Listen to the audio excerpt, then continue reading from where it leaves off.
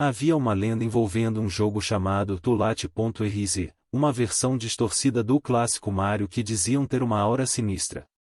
Ninguém sabia ao certo como ele surgira, mas aqueles que ousaram jogá-lo relataram experiências aterrorizantes.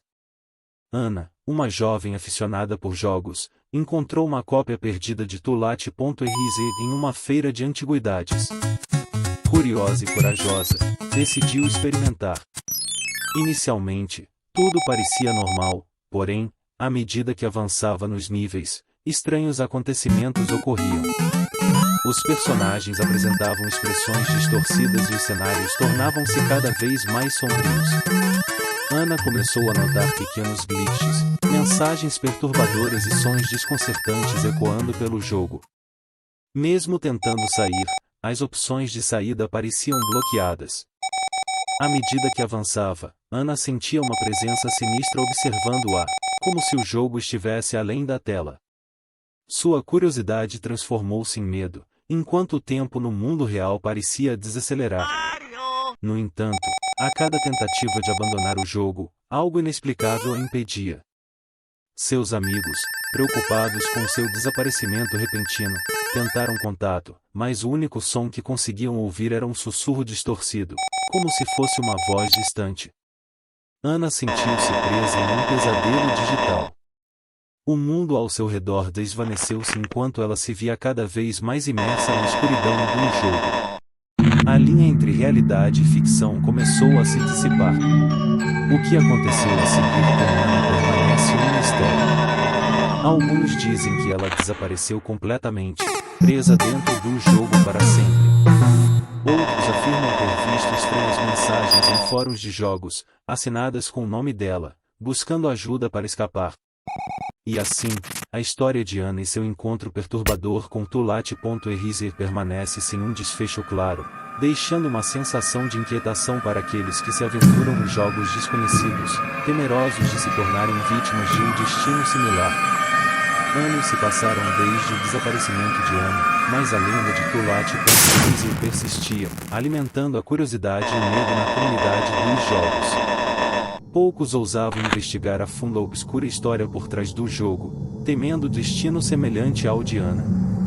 Entretanto, um usuário anônimo conhecido apenas como ObsidianCR começou a postar em fóruns obscuros, compartilhando detalhes sobre a continuação dos eventos ocorridos com Ana. Seus relatos eram perturbadores, descrevendo visões fantasmagóricas que o assombravam após experimentar Toulat.exe. Dizia ter encontrado vestígios digitais da presença de Ana dentro do jogo. Entre fragmentos de dados corrompidos, mensagens enigmáticas e imagens distorcidas, ObsidianCR alegava ter vislumbrado breves momentos da agonia que consumira Ana. Contudo, sua obsessão por desvendar os mistérios do jogo aumentava a cada dia. As postagens tornaram-se mais frenéticas, repletas de teorias sombrias e suposições sobre o que realmente havia acontecido com Ana. A comunidade dividia-se entre os que acreditavam na veracidade dos relatos e os céticos que os consideravam como uma elaborada farsa. Ninguém sabia a verdadeira identidade de ObsidianCR, e os relatos se tornavam cada vez mais desconcertantes. Mensagens enigmáticas surgiam nos fóruns, alertando os curiosos para não explorarem os limites do desconhecido. No entanto, aqueles que se aventuravam mais profundamente nas entranhas digitais do jogo relatavam experiências semelhantes às de ObsidianCR. O mistério de Toulat.exe parecia se alimentar da curiosidade insaciável daqueles que ousavam investigar, deixando uma sensação perturbadora de que as sombras do jogo estendiam-se para além da tela, à espreita de novas almas incautas que se aventurassem em seus domínios digitais. O que aconteceria a seguir permanecia envolto em um véu de mistério, enquanto o jogo sinistro continuava a atrair os corajosos e os tolos em busca de respostas. Num mundo onde as lendas digitais se mesclavam à realidade, surgiu um pequeno grupo de especialistas em tecnologia determinados a desvendar os segredos por trás de Toulat.exe. Conhecidos como os Codebreakers, eles dedicaram suas vidas a estudar a natureza obscura do jogo e a encontrar uma maneira de neutralizá-lo.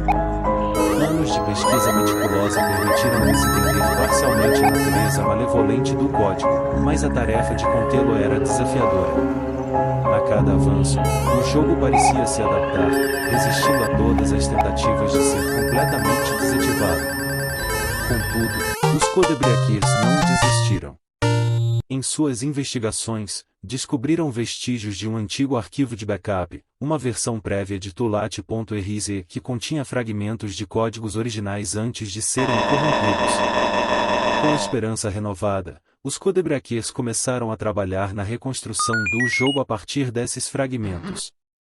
Suas habilidades técnicas avançadas permitiram-lhes criar um ambiente controlado para estudar e compreender melhor a essência do jogo sinistro. À medida que a nova versão do jogo tomava forma, revelações surpreendentes surgiam.